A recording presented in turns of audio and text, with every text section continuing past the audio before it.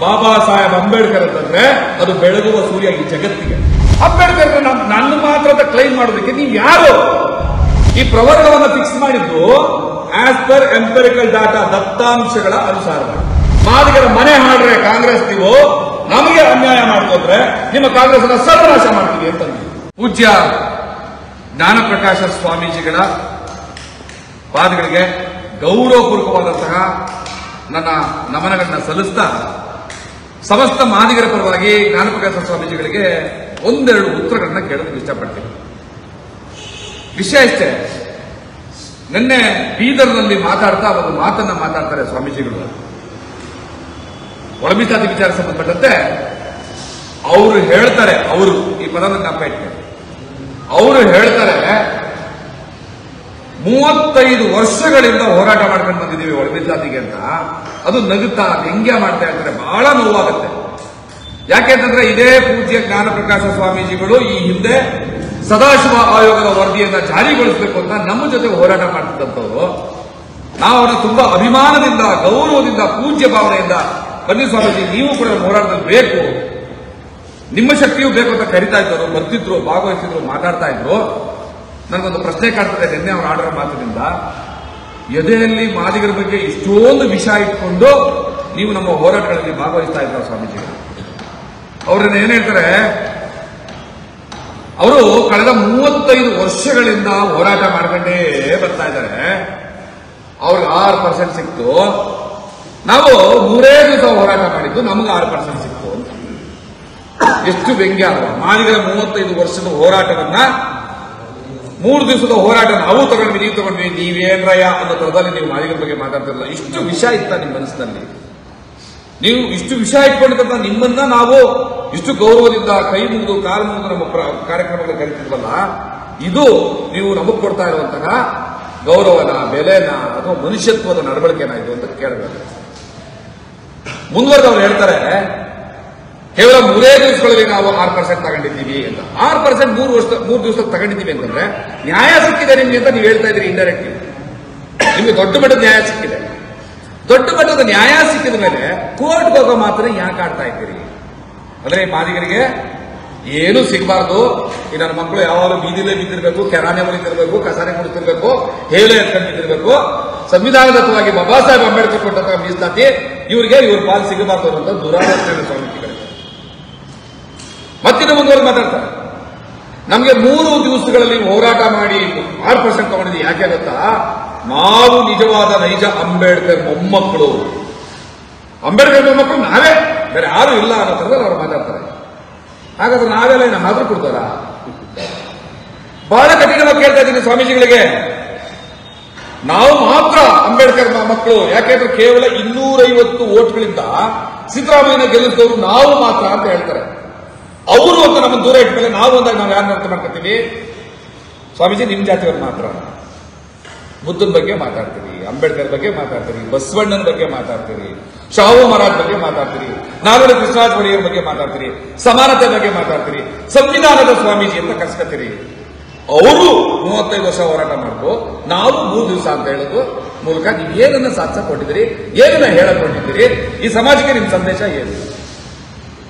ನಾನು ತಪ್ಪಾಗಿ ಮಾತಾಡ್ಬೋದು, ಈ ಸಮಾಜ ನನ್ನ ಕ್ಷಮಿಸುತ್ತೆ. ಯಾಕಂದ್ರೆ ನಾನೇನಂತ ದೊಡ್ಡ ಸ್ಥಾನ, ಮಾನ, ಗೌರವ ಅಥವಾ ಪೂಜ್ಯ ಪೀಠಗಳಲ್ಲಿ ಕೂತಿರೋನಲ್ಲ. ತಾವ್ಯಾರು? ಉರಿಲಿಂಗ ಪೆದ್ದಿ ಬೆಟ್ಟದ ಇತಿಹಾಸ ಎಂತದ್ದು, ಆ ಉರಿಲಿಂಗ ಪೆದ್ದಿ ಬೆಟ್ಟಕ್ಕೆ ಇರುವಂತಹ ಗೌರವ ಎಂತದ್ದು, ಆ ಉರಿಲಿಂಗ ಪೆದ್ದಿ ಬೆಟ್ಟಕ್ಕೆ ಇಡೀ ಸಮಾಜ ನಡ್ಕೊಳ್ಳುವಂತಹ ರೀತಿ, ನೀತಿ, ವಿಧಾನ, ರಿವಾಜುಗಳೆಂತದ್ದು, ಅದೆಲ್ಲವನ್ನೂ ಕೂಡ ನೀವು ಕಡೆಗಣಿಸಿ, ದೂರೀಕರಿಸಿ ಒಂದು ಕಡೆ ನಿಂತು ನಾವು 3 ದಿವಸದ ಹೋರಾಟದಲ್ಲಿ 6% ತಗೊಂಡ್ವಿ ಅನ್ನೋದ್ರ ಮೂಲಕ, ನಾವು ನೈಜ ಅಂಬೇಡ್ಕರ್ ವಾದಿಗಳು ಅನ್ನೋದ್ರ ಮೂಲಕ, ನಾವೇ ಸಿದ್ದರಾಮಯ್ಯನ ಗೆಲ್ಲಿಸಿದ್ದು ಅನ್ನೋದ್ರ ಮೂಲಕ, ಸಿದ್ದರಾಮಯ್ಯನಿಗೆ ಓಟ್ ಹಾಕಿದಂತಹ ಮಾದಿಗರು, ಒಕ್ಕಲಿಗರು, ಲಿಂಗಾಯತರು, ಉಪ್ಪಾರರು, ಕುರುಬರು ಅವರೆಲ್ಲರೂ ಅಂಬೇಡ್ಕರ್ ಮಕ್ಕಳಲ್ವ? ಹಾಗಾದ್ರೆ ನೀವು ಮಾತ್ರ ಅಂಬೇಡ್ಕರ್ ಮಕ್ಕಳ? ಉಳಿದವರೆಲ್ಲ ಹಾಕಿಬಿಡ್ತಾರ? ಎಂತ ಒಂದು ಭಾವನೆಯನ್ನ ಈ ಸಮಾಜದಲ್ಲಿ ಊಟಕ್ಕೆ ಹೋಗ್ತಾ ಇದೆ. ಈ ದೇಶದ ಒಬ್ಬ ಬ್ರಾಹ್ಮಣನು ಬಾಬಾ ಸಾಹೇಬ್ ಅಂಬೇಡ್ಕರ್ಗೆ ಮಗನ ಸಮಾನ. ಬಾಬಾ ಸಾಹೇಬ್ ಅಂಬೇಡ್ಕರ್ ಈ ದೇಶದ ಒಬ್ಬ ಬ್ರಾಹ್ಮಣನು ತಂದೆಯ ಸಮಾನ್ಯ, ಒಬ್ಬ ಒಕ್ಕಲಿಗನಿಗೂ ತಂದೆ ಸಮಾನ್ಯ, ಇದೇ ಒಬ್ಬ ಮಾದಿಗರಿಗೂ ತಂದೆ ಸಮಾನ, ಒಬ್ಬ ಒಲೆಯರಿಗೂ ತಂದೆ ಸಮಾನ, ಒಬ್ಬ ಕುರುಬರಿಗೂ ತಂದೆ ಸಮಾನ. ಸಮಸ್ತ ದೇಶಕ್ಕೆ ಆತ ಪುಣ್ಯಾತ್ಮ, ಮಹಾತ್ಮ, ಜ್ಞಾನ ವಿಧಾತ. ಆತ ನಮ್ಮೆಲ್ಲರಿಗೂ ತಂದೆ ಸಮಾನ. ನಾವು ಅವರು ಮಹರ್ ಅನ್ನೋ ಒಂದು ಕಾರಣಕ್ಕೆ ಜ್ಞಾನಪ್ರಕಾಶ ಸ್ವಾಮೀಜಿಗಳು ಹೇಳ್ತಾ ಇರುವಂತದ್ದು, ನಾವು ನೈಜವಾದ ಅಂಬೇಡ್ಕರ್ ಮಕ್ಕಳು ಅಂತಂದ್ರೆ ಮಹರ್ ಅಂದ್ರೆ ಒಲೆಯರಲ್ಲ ಸ್ವಾಮೀಜಿಗಳೇ, ಅರ್ಥ ಮಾಡ್ಕೊಳ್ಳಿ. ನಿಮ್ಗೆ ಮಹಾರಾಷ್ಟ್ರದ ಕ್ಯಾಸ್ಟ್ ಲಿಸ್ಟ್ ದಯವಿಟ್ಟು ಸ್ಟಡಿ ಮಾಡಿ. ಮಹಾರಾಷ್ಟ್ರ ಸರ್ಕಾರ ಜಾತಿ ಪಟ್ಟಿಯನ್ನು ಬಿಡುಗಡೆ ಮಾಡಿದೆ, ಅದನ್ನ ಒಂದು ಸಾರಿ ಸ್ಟಡಿ ಮಾಡಿ. ಮಹರ್ ಮತ್ತು ಮಾದಿಗ ಒಂದೇ ಸಂಬಂಧಿತ ಜಾತಿಗಳು ಅಂತ ಅವ್ರು ಬರೆದವ್ರೆ. ಹಂಗಂದ್ರೆ ಮಹರು ಮಾದಿಗಳು ಅಂತ ನಾನು ಕ್ಲೈಮ್ ಮಾಡಕ್ ಹೋಗಲ್ಲ. ಸಂಬಂಧಿತ ಜಾತಿಗಳು ಅಂತ ಮಹಾರಾಷ್ಟ್ರದ ಕ್ಯಾಸ್ಟ್ ಲಿಸ್ಟ್ ಅಲ್ಲಿ ಹೇಳಿದ್ದಾರೆ. ಮಹಾರಾಷ್ಟ್ರದ ಜಾತಿ ಪಟ್ಟಿಯಲ್ಲಿ ಎಲ್ಲೂ ಕೂಡ ಮಹರ್ಗಳಂತ ವಲಯರು ಅಂತ ಎಲ್ಲೂ ಹೇಳಿಲ್ಲ. ಯಾಕೆ ಬಾಬಾ ಸಾಹೇಬ್ ಅಂಬೇಡ್ಕರ್ನ ಪುಣ್ಯಾತ್ಮನ ಜಗವಂದಿತ ಆ ಶಕ್ತಿಯನ್ನ ಒಂದು ಜಾತಿಯ ಬೇಲಿ ಒಳಗಡೆ ಕಟ್ಟಾಕುವಂತಹ ದುಷ್ಟ ಪ್ರಯತ್ನವನ್ನ ಪೂಜ್ಯ ಸ್ವಾಮೀಜಿಗಳು ಯಾಕೆ ಮಾಡ್ತೀವಿ? ಇದು ತಪ್ಪಲ್ವಾ? ಬಾಬಾ ಸಾಹೇಬ್ ಅಂಬೇಡ್ಕರ್ ಒಂದು ಜಾತಿಗೆ ನೀವು ಕಟ್ಟಾಕೋದ್ರ ಮೂಲಕ ನೀವು ಅವ್ರಿಗೆ ಏನು ಅವಮಾನ ಮಾಡಕೊಟ್ಟಿದ್ದೀರಿ, ಏನ್ ಸಂದೇಶ ಕೊಡಕೊಟ್ಟಿದ್ದೀರಿ, ಈ ಸಮಾಜಕ್ಕೆ ಏನ್ ಹೇಳಕೊಟ್ಟಿದ್ದೀರಿ? ವಲಯ ಸಂಬಂಧಿತ ಜಾತಿಗಳು ಕರ್ನಾಟಕದಲ್ಲಿ ನಾಗಾ ಮತ್ತು ಬೌದ್ಧರೆಂದು ಗುರುತಿಸ್ಕೊಳ್ತಾ ಇದ್ದಾರೆ. ಹಾಗಾಗಿ ನಾಗಾ ಮತ್ತು ಬೌದ್ಧರು ಯಾರು ಗುರುತಿಸ್ಕೊಳ್ತಾರೆ ಅವ್ರನ್ನ ವಲಯರ ಜಾತಿಗೆ ಸೇರಿಸಬೇಕು ಅಂತ ಕೇಳ್ತಿರಲ್ಲ. ನಾನೊಬ್ಬ ಮಾದಿಗನಾಗಿ ನಾಗ ಅಂತ ಬರ್ಸ್ತೀನಪ್ಪ. ನೀವೇ ಹೇಳ್ಕೊಟ್ಟಿದ್ದೀರಿ ನಾಗ ಕುಲ ಈ ದೇಶದ ಶೋಷಿತರ ಕುಲ ಅಂತ. ಹಾಗಾದ್ರೆ ನಾನು ಮಾದಿಗರವನು ನಾಗಕುಲದ ನಾಗಲ್ವಾ? ವಲಯರು ಮಾತ್ರ ನಾಗಕುಲದವರ? ಎಂತ ದುರಂತ ಅಲ್ವಾ? ಈ ಸಾರಿ ಮಹಿಷಾದರ್ಶಕ್ಕೆ ಮಾದಿಗ ಹೋರಾಟಗಾರರಾದ ನಮ್ಮನ್ನು ಯಾಕೆ ಕರೀತಿಲ್ಲ? ಒಳಮೀಸಲಾತಿ ನಮಗೂ ನಿಮಗೂ ವಿಚಾರ ಭೇದ ಇರಬಹುದು, ಒಳಮೀಸಲಾತಿ ಬಗ್ಗೆ ನಮಗೂ ನಿಮಗೂ ಭಿನ್ನಾಭಿಪ್ರಾಯ ಇರಬಹುದು, ಅದು ಬೇರೆ. ಆದ್ರೆ ನೀವೇ ಹೇಳಿದಂತೆ ರಕ್ತದಿಂದ, ಮಾಂಸದಿಂದ, ಉಸಿರಾಟದಿಂದ, ಬದುಕಿನಿಂದ, ಹುಟ್ಟಿನಿಂದ ನಾವೆಲ್ಲ ಅಣ್ಣ ತಮ್ಮಂದ್ರು ವಲಯ ಮದುವೆ ಅಂತ ಕರಿತೀರಲ್ಲ. ಮಹಿಷಾದರ್ಶನ ಆಚರಣೆ ಮಾಡುವಾಗ ನಮ್ಮನ್ನ ಯಾಕೆ ಕರೀಲಿಲ್ಲ? ದೂರ ಇಟ್ಬಿಟ್ರ? ನಾವು ಮಹಿಷರ ಮಕ್ಕಳಲ್ವಾ? ಮಹಿಷ ನಮ್ಮವನು ಅಂತ ನಮ್ಗನ್ಸಲ್ವಾ?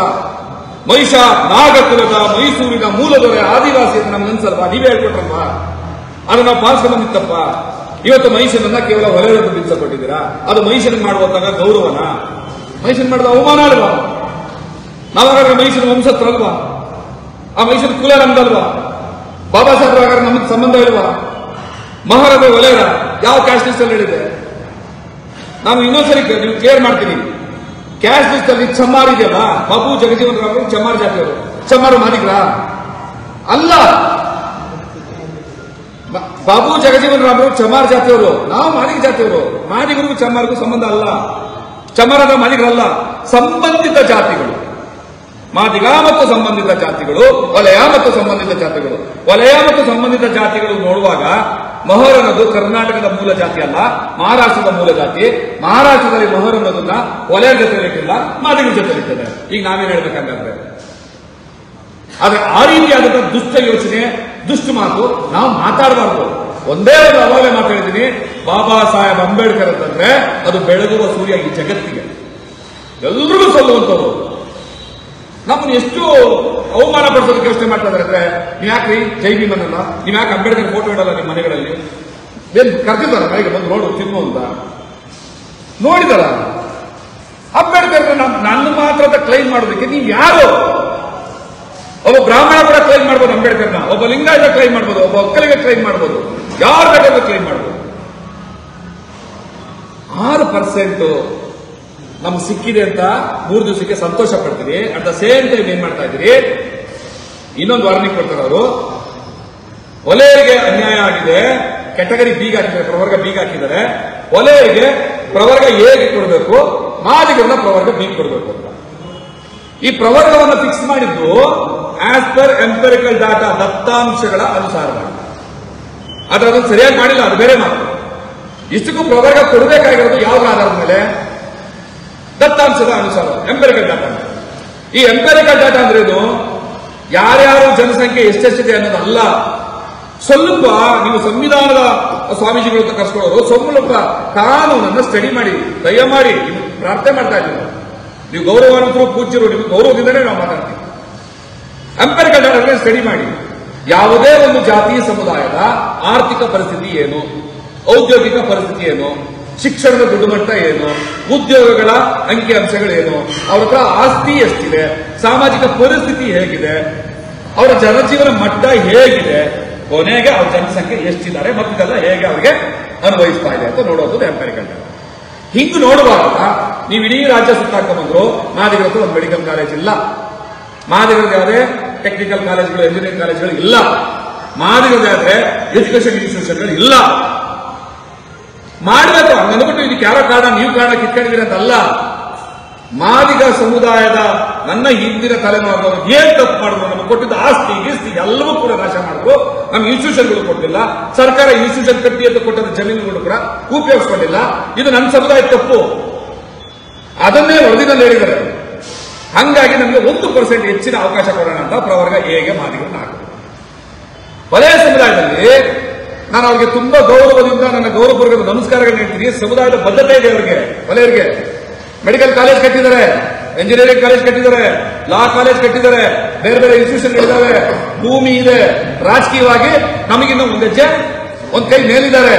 ಹಣಕಾಸಲ್ಲಿ ಕೂಡ ನಮಗೆ ಕಂಪೇರ್ ಮಾಡಿದ್ರೆ ಒಂದ್ ಹೆಜ್ಜೆ ಬೇರೆ ಇದ್ದಾರೆ. ಬೇರೆಯವ್ರಿಗಿಂತ ಕಮ್ಮಿ ಇರ್ಬೋದು, ಬಟ್ ಮಾದಿಗರು ಕಂಪೇರ್ ಮಾಡಿದ್ರೆ ವಲಯರು ಹಣಕಾಸಲ್ಲಿ ಒಂದ್ ಹೆಜ್ಜೆ ಮುಂದೆ ಇದ್ದಾರೆ, ಭೂಮಿಯಲ್ಲಿ ಒಂದ್ ಹೆಜ್ಜೆ ಮುಂದೆ ಇದ್ದಾರೆ, ಉದ್ಯೋಗ ಒಂದ್ ಹೆಜ್ಜೆ ಮುಂದೆ ಇದ್ದಾರೆ, ರಾಜಕೀಯವಾಗಿ ಒಂದ್ ಹೆಜ್ಜೆ ಮುಂದೆ ಇದ್ದಾರೆ, ಇನ್ಸ್ಟಿಟ್ಯೂಷನ್ಗಳನ್ನ ಕಟ್ಟಿದ್ದಾರೆ. ಎಂಪರಿಕಲ್ ಡಾಟಾನ ಕಂಪ್ಯಾರಿಸನ್ ಮಾಡಿದಾಗ ಮಾದಿಗರು 1 ಮೆಟ್ರಿಕ್ ಕೆಳಗಡೆ ಇದ್ದೀವಿ, ವಲಯರು 1 ಮೆಟ್ರಿಕ್ ಕೆಳಗಡೆ ಇದ್ದೀವಿ. ಹಂಗಾಗಿ ನಮ್ಗೆ ಎ ಅಂತಾರೆ, ನಿಮ್ಗೆ ಬಿ ಅಂತಾರೆ.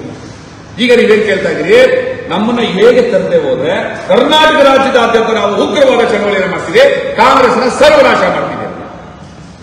ನಾನಾಗ್ಲಿ ಅರುಣ್ ಕುಮಾರ್ ಸರ್ ಆಗಲಿ ಇದೇ ಮಾತನ್ನ ಹೇಳಿದ್ವಿ. ಮಾದಿಗರ ಮನೆ ಹಾಡ್ರೆ ಕಾಂಗ್ರೆಸ್ ನೀವು ನಮಗೆ ಅನ್ಯಾಯ ಮಾಡ್ಕೊಂಡ್ರೆ ನಿಮ್ಮ ಕಾಂಗ್ರೆಸ್ನ ಸರ್ವನಾಶ ಮಾಡ್ತೀವಿ ಅಂತ. ಅದೇ ಮಾತನ್ನ ಇವತ್ತು ಜ್ಞಾನಪ್ರಕಾಶ ಸ್ವಾಮೀಜಿ ಹೇಳ್ತಾರೆ. ಅವ್ರು ಒಟ್ಟವ್ರಿ ಹೇಳಿ, ಆದ್ರೆ ನಾನಾಗಲೇ ಅರುಣ್ ಕುಮಾರ್ ಅವರಿಗೆ ಇದೇ ಮಾತನ್ನ ಹೇಳಿದಾಗ ನಿಮ್ಮ ಬಾಯಿನಲ್ಲಿ ಏನಿತ್ತು, ಏನಂದ್ರೆ ನೀವೆಲ್ಲ ನಮಗೆ ಕಾಂಗ್ರೆಸ್ ವಿರುದ್ಧ ಹೋರಾಟ ಮಾಡ್ತಾ ಇದ್ರ RSS ಏಜೆಂಟ್ಗಳ ಬಿಜೆಪಿ ಏನಾದ್ರಲ್ಲ. ಗೌರವಾನ್ವಿತ ಪೂಜ್ಯ ಸ್ವಾಮೀಜಿಗಳೇ, ನಿಮ್ಮ ಪಾದಕ್ಕೆ ನಾನು ನಮಸ್ಕಾರ ಹಾಕಿ ಪ್ರಶ್ನೆ ಕೇಳ್ತಾ ಇದ್ದೀನಿ. ಕಾಂಗ್ರೆಸ್ ಅನ್ನ ಸರ್ವನಾಶ ಮಾಡೋದಕ್ಕೆ ತಾವು ಯಾವ ಪಕ್ಷದ ಏಜೆಂಟ್ ಸ್ವಾಮೀಜಿಗಳೇ? ಈ ಸಮಾಜ ಬಹಳ ಚಪ್ಪರಗಳನ್ನು ಅವಮಾನ ಮಾಡ್ತಾ ಇಲ್ಲ, ಪ್ರಶ್ನೆ ಕೇಳ್ತಾ ಇದ್ದೀನಿ. ಆ ಪೂಜ್ಯ ಸ್ವಾಮೀಜಿ ಸಮುದಾಯಗಳಿಗೆ ತಂದೆ ಸಮಾನ ಗೌರವ, ಏಜೆಲ್ಲ ಮುಖ್ಯ, ಆ ಸ್ಥಾನ, ಆ ತಂದೆ ಸ್ಥಾನಕ್ಕೆ ಒಬ್ಬ ಮಗನಾಗಿ ಪ್ರಶ್ನೆ ಕೇಳ್ತಾ ಇದ್ದೀನಿ. ನಾನು ಆ ಪೂಜ್ಯ ಸ್ವಾಮೀಜಿಗಳ ಮಗನಾಗಿ ಪ್ರಶ್ನೆ ಕೇಳ್ತಾ ಇದ್ದೀನಿ. ನೀವು RSS ಹೋರಾಟ ಮಾಡ್ತಾರೆ, ಬಿಜೆಪಿ ಏಜೆಂಟ್ಗಳಾಗಿ ಹೋರಾಟ ಮಾಡ್ತಾರೆ. ಸಮುದಾಯ ಹೋರಾಟ ಮಾಡಿ ನಾವು ಯಾರು ಏಜೆಂಟ್ ಅಲ್ಲ. ಬಾಬಾ ಸಾಹೇಬ್ರ ಒಂದು ಹೋರಾಟದ ಕೆಚ್ಚೆದನ್ನು ಕೂಡಿಸ್ಕೊಂಡ್ರೆ ಯಾರಿಗೂ ಗುಲಾಮರಾಗೋದಿಲ್ಲ. ನಾನು ಮಾತಾಡೋ ದಾಟಿ ನೋಡ್ರೆ ಗೊತ್ತಾಗುತ್ತೆ ನಾನು ಗುಲಾಮಗಿರಿ ಮಾಡಬಲ್ಲ ಅಥವಾ ಬೇರೆಯವ್ರನ್ನ ಕುಳಿಬಲ್ಲ ಅಂತ. ನನಗೆ ಆ ತಾಕತ್ತಿದೆ. ಅದು ಬಂದು ಬಾಬಾ ಸಾಹೇಬ್ ಅಂಬೇಡ್ಕರ್ದಿಂದಾನೆ, ಮತ್ತೆಲ್ಲೂ ಬರೋಕ್ಕೆ ಸಾಧ್ಯ ಇಲ್ಲ ನನಗೆ. ಅದಕ್ಕೆ ಕೇಳ್ತಾ ಇದ್ದೀನಿ, ನಮ್ಮನ್ನ ಯಾವ್ಯಾವ್ದೋ ಪಕ್ಷದ ಏಜೆಂಟ್ಗಳು ಗುಲಾಮಗಳೆಲ್ಲ ಮಾಡ್ಬಿಟ್ರಲ್ವಾ. ನಾನು ಇಡೀ ನಾಗರಿಕ ಸಮಾಜಕ್ಕೆ ಕೇಳ್ತೀನಿ. ಕೆಲವು ಡಿಜಿಟಲ್ ಮೀಡಿಯಾಗಳಿದ್ದಾವೆ, ಯಾವುದು ಈ ದಿನ .com, people.com ಏನೇನೇನೇನೋ ಇದಾವಲ್ಲ. ನಾವು ಹೋರಾಟ ಮಾಡಿದಾಗ ನಮ್ಮ ಹೋರಾಟ ಚಕ್ರಕ್ಕೆ ಯಾರೋ ಒಬ್ಬ RSS ಬಂದು ಕೂಡಲೇ ಇಡೀ ಹೋರಾಟ RSS ಅಂತ ಬರೆದ್ರಲ್ವಾ. ಈಗ ನೀವು ಸಮಸ್ತ ಕರ್ನಾಟಕದಲ್ಲೇ ಕಾಂಗ್ರೆಸ್ನ ಸರ್ವನಾಶ ಮಾಡ್ತೀವಿ ಅಂತ ಹೇಳಿದ್ರಲ್ವಾ.